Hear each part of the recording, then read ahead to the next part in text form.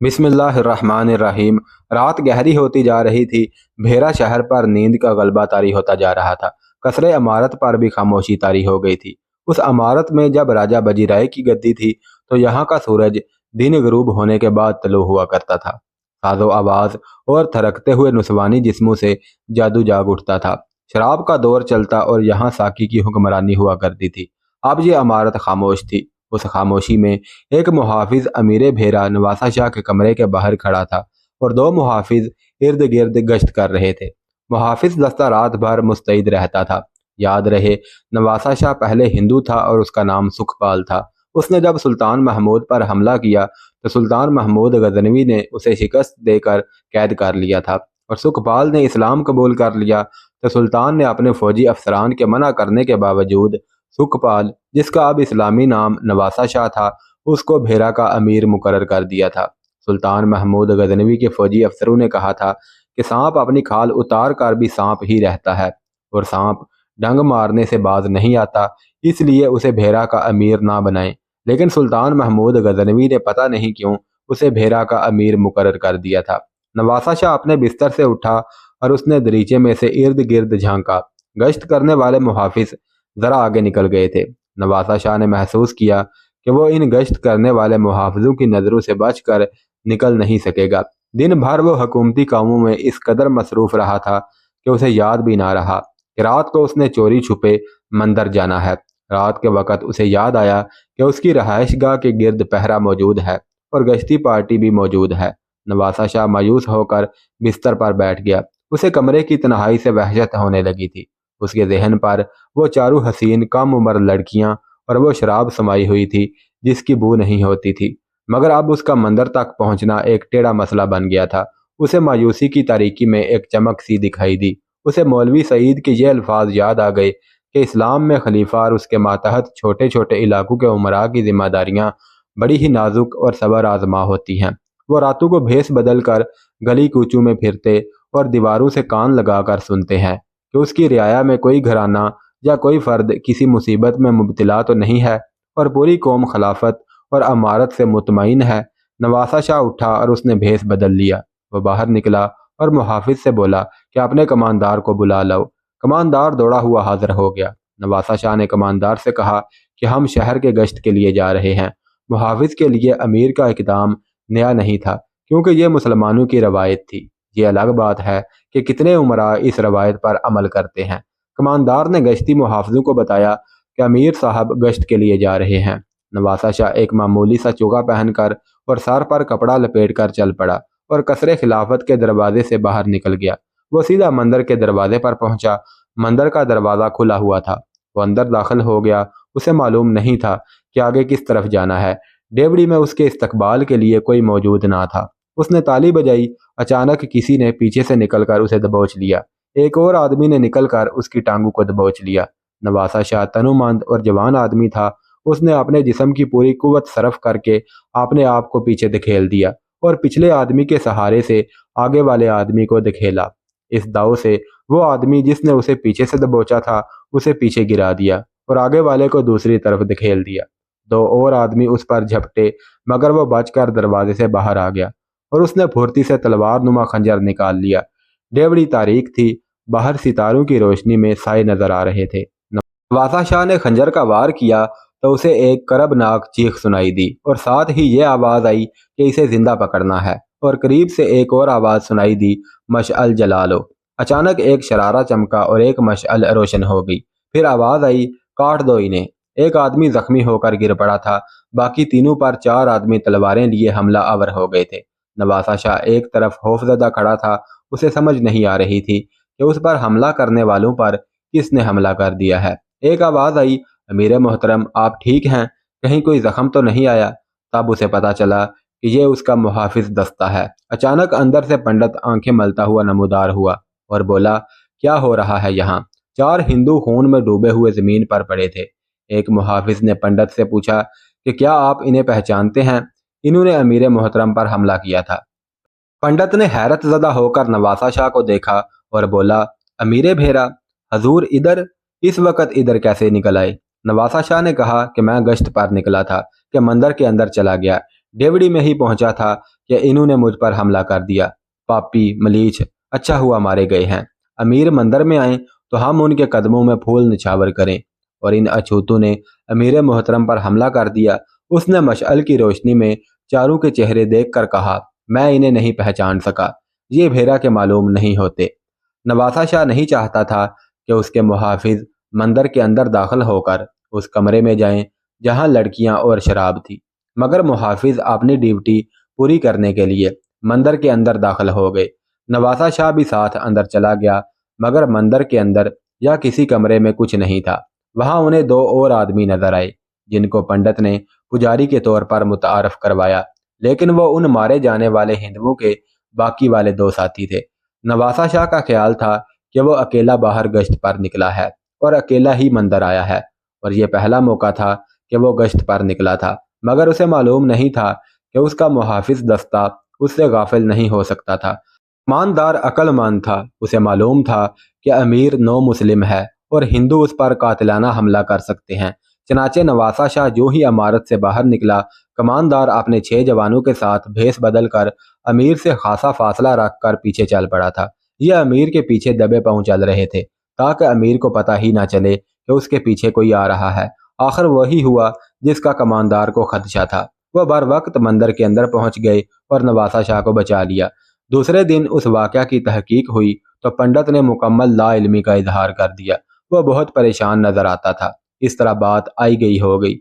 लाहौर में राजमहल में रानी प्रेम देवी बहुत गुस्से से इधर उधर चल रही थी। उसके सामने दो आदमी हाथ बांधे सर झुकाए खड़े थे।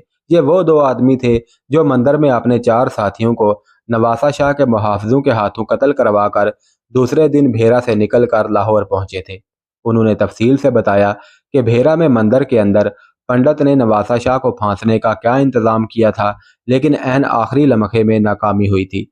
राजगोपाल फौज का सेनापति भी वहां मौजूद था, मगर वो मुकम्मल खामोश था। वो दोनों आदमी बाहर निकल गए, मगर सेनापति वहां खड़ा रहा। रानी ने सेनापति से कहा कि तुम मेरी मोहब्बत का दावा करते हो, क्या तुम मेरा साथ दोगे? राजगोपाल ने कहा, तुम करना क्या चाहती हो? अगर तुम मुझे सजाए मौत की धमकी देकर भी कहो कि भेरा पर दोबारा हमला कर दो, तो भी मैं साफ इनकार कर दूंगा। मगर रानी ने कहा, सुनो गोपाल, और गौर से सुनो, मैं क्या करना चाहती हूँ। रानी के दिमाग में जो बात आई थी वो उसने राजगोपाल के गोश गुजार कर दी। 10-15 दिन गुजरे होंगे कि नवासा शाह दिन के वक्त फौज का मुआयना करके वापस आ रहा था। उसका रास्ता एक स्याह काले रंग के आदमी ने रोक लिया। उसके साथ उसी रंग और उसी उम्र की एक औरत थी। उन दोनों मर्दों औरत के कपड़े फटे हुए थे। सर और मुंह पर गर्द की तह जमी हुई थी। दोनों की कमरें झुकी हुई थीं। वो दोनों बहुत लंबी मुसाफत तय करके आए थे। नवासा शाह ने घोड़ा रोका और उतर कर उनके पास चला गया। बूढ़े ने बहुत थकी और रंधी हुई आवाज में नवासा शाह से कहा कि हम बहुत दूर से फरियाद लेकर आए हैं। हमारी कहानी लंबी है, अपने घर आने की इजाज़त दें, हम तन्हाई में अर्ज करना चाहते हैं। नवासा शाह ने मुहाफिजों से कहा कि इन्हें साथ ले चलो, हम इनकी फरियाद सुनेंगे। इमारत में पहुंचकर नवासा शाह अपने कमरे में चला गया। कुछ देर बाद उस बूढ़ी औरत को उसके कमरे में दाखिल किया गया। नवासा शाह ने कहा कि कहो, आप क्या कहना चाहती हैं? बुढ़िया नवासा शाह के करीब चली गई और उसकी आंखों में आंखें डालकर बोली, क्या तू नहीं जानता कि एक माँ को अपने गुमराह बेटे से क्या कहना होता है? नवासा शाह चौंक पड़ा। वो रानी प्रेम देवी थी। उसने कहा कि मत आंखें फेर, अपनी माँ की आंखों में देख। ममता की मारी हुई माँ की आंखों में एक माँ का दुख देख। नवासा शाह की आंखें माँ की नजरों में गुम हो गई। रानी ने कहा, माँ ने तुझे क्यों जना था? इसलिए कि तू मुसलमानों से हिंदुओं के खून का इंतकाम लेगा, इन बुतों और मूर्तियों की तौहीन का इंतकाम लेगा जिनकी बेहुरमती मुसलमान कर रहे हैं। तेरा बाप शिकस्त खाकर कश्मीर भाग गया है और तू शिकस्त खाकर हथियार डालकर मुसलमान हो गया है। तूने अपने दादा की तरह और बजी राय की तरह खुदकुशी क्यों ना कर ली? तूने अपने मजहब के दुश्मन का मजहब कबूल कर लिया है। तूने ये भी ना सोचा कि तेरी माँ का रखवाला कौन है। अगर मुसलमान लाहौर पर हमला कर दें तो वो मुझे कैदी बना लेंगे, और एक रानी मुसलमानों की इसलिए कैदी और बांदी होगी कि उसका बेटा बेगैरत, बुज़दिल और लालची हो गया है। उसने अपना धर्म, रुतबे और ओहदे के इवज बेच डाला है। नवासा शाह के मुंह से कई बार माँ जी, माता जी निकल चुका था, मगर रानी की जुबान बेकाबू हो चुकी थी। وہ بولتی جا رہی تھی اور نواسا شاہ اس کے سامنے کھڑا اسے سنتا جا رہا تھا۔ ماں نے اس کے پاؤں تلے سے زمین نکال دی تھی۔ پنڈت اسے پہلے ہی گمراہ کر چکا تھا۔ اس رات کے بعد اس نے دوبارہ مندر جانے کا سوچا بھی نہ تھا۔ یہ ایک کانٹا تھا جو اس کے دل میں اتر گیا تھا۔ پنڈت کی اس بات کو اس نے سچ مان لیا تھا کہ مسلمان حکمران چوری چھپے عیاشی کرتے رہتے ہیں اور اسے کہتے ہیں کہ اسلام میں یہ سب حرام ہے۔ اب اس کی ماں نے اسے اس حلیے میں آ کر ایسا ہلایا کہ اسے چکر آنے لگے۔ ماں نے اسے نواسا شاہ سے سکھ پال بنا دیا تھا۔ وہ اسے کہہ رہی تھی کہ دیکھ تیری رانی ماں نے تیری خاطر اپنی کیا حالت بنا لی ہے اور کیا صورت بنائے کھڑی ہے۔ پکڑی گئی تو یہاں کوئی نہیں سنے گا۔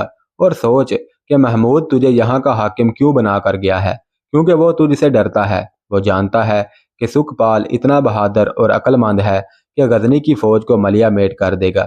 تجھ سے بچنے کے لیے اس نے تجھے سونے کے پنجرے میں بند کر دیا ہے۔ تیری شکست تیرے کسی گناہ کی سزا ہے۔ ہوش میں آ سکھ پال، اپنے دیوتاؤں کے قہر سے ڈر۔ نواسا شاہ نے کہا کہ تمہارے ساتھ کون ہے ماں؟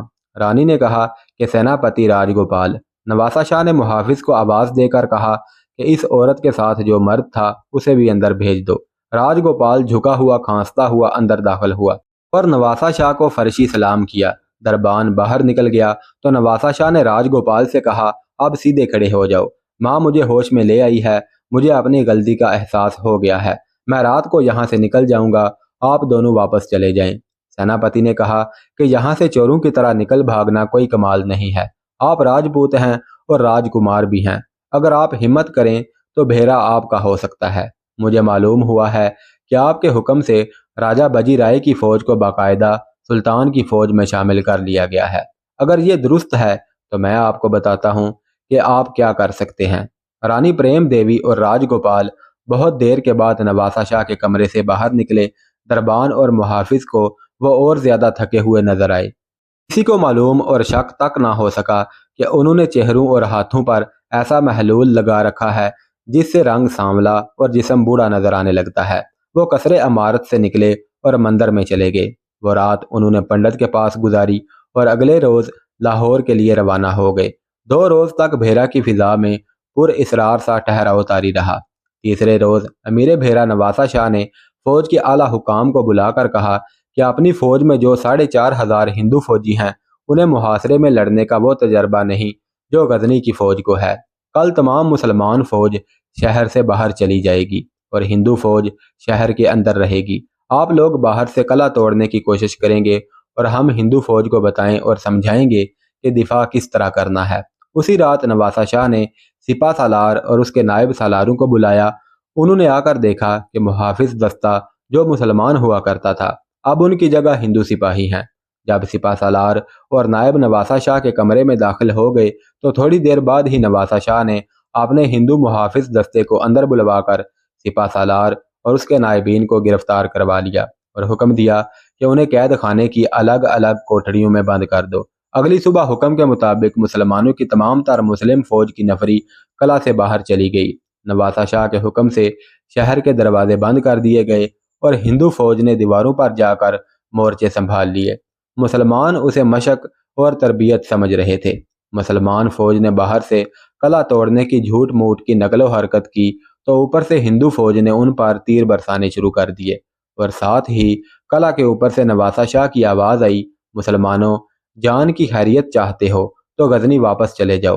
میں نواسا شاہ نہیں سکھ پال ہوں اور میں مسلمان نہیں بلکہ ہندو ہوں۔ تمہارے تینوں سالار اور نائب میری قید میں ہیں۔ یہ سن کر مسلمان فوج کے ہوش ٹھکانے آ گئے۔ مشہور مورخ البیرونی طبری فرشتہ گردیزی اتبی اور انصری کی تحریر سے پتہ چلتا ہے کہ مسلمانوں نے بھاگنے کی بجائے لڑ مرنے کو ترجیح دی۔ کسی مورخ نے یہ نہیں بتایا کہ سپہ سالار کے قید ہونے پر غزنی کی فوج کی کمان کس نے سنبھالی۔ مسلمانوں نے ایک قاصد ملتان کو دوڑا دیا اور دوسرا قاصد غزنی کی طرف روانہ کر دیا۔ قلعہ سے باہر مسلمانوں کے پاس سامان اور رسد کی کمی تھی، لیکن اس کے باوجود انہوں نے سکھ پال کا چیلنج قبول کر لیا اور للکار کر سکھ پال کے چیلنج کا جواب دیا۔ اے مکار راجے، تو اپنی فوج سمیت ہمارا قیدی ہے۔ اگر شہر میں کسی مسلمان پر ہاتھ بھی اٹھایا تو شہر کی اینٹ سے اینٹ بجا دیں گے اور ایک بھی ہندو زندہ نہیں رہے گا۔ مسلمانوں نے اب حقیقتاً شہر کا محاصرہ کر لیا اور قلعہ کی دیواریں اور دروازے توڑنے کی کوشش شروع کر دی۔ غزنی کی طرف جانے والا قاصد بہت تیز تھا۔ پشاور تک اس نے 2 گھوڑے مسافروں سے چھینے، تھکے ہوئے گھوڑے وہ مسافروں کو دیتا گیا۔ اس نے آرام، نیند اور کھانے پینے کی پرواہ تک نہ کی۔ ملتان والا قاصد جلدی منزل تک پہنچ گیا اور وہاں سے کمک چل پڑی۔ غزنی میں یہ حالت ہو گئی تھی کہ ایلک خان نے اس خوش فہمی میں غزنی پر حملہ کر دیا تھا کہ سلطان ابھی ہندوستان میں ہے اور غزنی میں فوج بہت کم ہے، اس لیے وہ بڑے صبر اور تحمل سے بڑھتا ہوا چلا آ رہا تھا۔ اسے گمان تک نہ تھا کہ سلطان کا پیغام رسانی کا نظام اور کوچ کی رفتار اتنی تیز ہے کہ جیسے کوئی اڑ کر پہنچ جاتا ہو۔ محمد قاسم فرشتہ لکھتا ہے کہ سلطان محمود جب غزنی پہنچا تو ایلک خان نے یقین ہی نہ کیا۔ سلطان نے غزنی پہنچ کر فوج کو آرام دینے کی بجائے سیدھا حملہ کرنے کا حکم دے دیا۔ فرشتہ لکھتا ہے کہ ایلک خان نے ترک امراء اور مسلمان حکمرانوں کو مدد کے لیے بلا لیا۔ یہ سلطان کے خلاف مسلمانوں کا متحدہ محاذ تھا۔ سلطان نے اپنی فوج کے ایک حصے کی کمان اپنے بھائی نصیر الدین یوسف کو دی اور اپنے مشہور سپہ سالار ابو عبداللہ تائی کو اس کے ساتھ رکھا۔ دائیں بازو کی کمان المتناش حاجب کے پاس اور بائیں بازو کی کمان ارسلان جاذب کے پاس تھی۔ اس بازو میں افغان اور خلجی تھا۔ محمود غزنوی کے خلاف متحدہ محاذ کمزور نہیں تھا۔ ایلک خان نے اپنی قیادت میں سلطان کی فوج کے قلب پر حملہ کیا۔ محمود گھوڑے سے کود کر اترا اور سجدہ ریز ہو گیا، پھر اٹھ کر دعا کے لیے ہاتھ پھیلا دیے اور گھوڑے پر سوار ہونے کی بجائے ایک ہاتھی پر جا چڑھا۔ پھر اپنی فوج کو اللہ کے نام پر للکارا۔ اس نے پیادوں کے آگے ہاتھیوں کی دیوار کھڑی کر رکھی تھی۔ اس نے حملہ روکنے کے لیے ہلہ بولنے کا حکم دے دیا۔ ہاتھیوں کے ساتھ گھوڑ سوار تھے۔ ایلک خان کی فوج اس حلے کے آگے نہ ٹھہر سکی۔ فرشتہ لکھتا ہے کہ ایلک خان کا وہ محافظ جس نے جھنڈا اٹھا رکھا تھا، اس کو ایک ہاتھی نے سونڈ میں پکڑ کر دور اچھال دیا۔ محمود کے ہاتھیوں نے دشمن کی فوج کو اس طرح اپنے پاؤں تلے کچلا جس طرح ٹڈی دل فصل کو تباہ کرتی ہے۔ دشمن گھبرا کر پسپا ہوا۔ سلطان نے اس کا تعاقب کیا اور چیدہ چیدہ امراء اور سالاروں کو پکڑ کر قتل کر دیا۔ یہ اس کے سجدے کا کرشمہ تھا کہ دشمن ختم ہو چکا تھا کہ بھیرا کا قاصد سلطان کے پاس پہنچ گیا اور اس نے بتایا کہ سکھ پال نے دھوکہ دے کر بھیرا پر قبضہ کر لیا ہے۔ سلطان نے کوئی وقت ضائع نہ کیا اور فوج کو بھیرا کی طرف کوچ کا حکم دے دیا۔ اس کے پہنچنے تک مسلمان بھیرا شہر کا ایک دروازہ توڑ کر شہر میں داخل ہو چکے تھے۔ ملتان سے کمک پہنچ گئی تھی۔ انہوں نے ہندو نفری پر جلد قابو پا لیا۔ سکھپال کو بھی انہوں نے گرفتار کر لیا۔ سلطان محمود دل پر بڑا ہی ناخوشگوار بوجھ لے کر آیا تھا، لیکن بھیرا کی کیفیت دیکھ کر اش اش کر اٹھا۔ اس نے سکھپال کو بلایا اور اتنا ہی کہا کہ میں تمہیں تمام عمر کے لیے قید میں ڈالتا ہوں اور تم تمام عمر اپنے کیے کی سزا بھگتتے رہو۔